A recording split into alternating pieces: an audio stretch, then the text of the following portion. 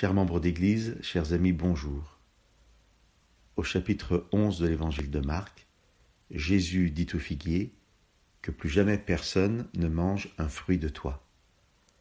Souvent, les personnes sont choquées par ces paroles de Jésus qui peuvent sembler injustes, parce que le texte nous avait expliqué que Jésus avait faim, qu'il s'était approché du figuier, mais que celui-ci n'avait que des feuilles, parce que ce n'était pas la saison des figues. Il semble donc injuste, si ce n'est pas la bonne saison, que Jésus puisse exiger du fruit de l'arbre. Peu de personnes sont choquées par le fait que Jésus parle à un arbre. Lorsque l'on sait que dans la Bible, les arbres représentent l'être humain, nous pouvons être contents que Jésus adresse une parole un peu dure, non pas à nous, mais à un arbre.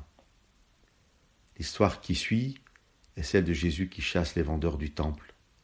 Le temple non plus ne porte plus de fruits.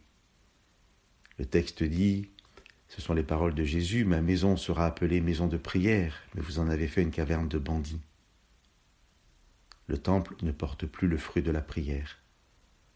L'histoire qui suit, et ces trois histoires du figuier, du temple et du dialogue entre les disciples et Jésus, ces trois histoires sont liées. L'histoire suivante, Jésus dit aux disciples que lorsqu'ils sont en prière, ils doivent absolument pardonner.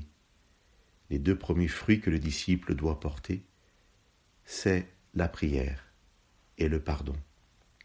Que nous sachions être des disciples vivants.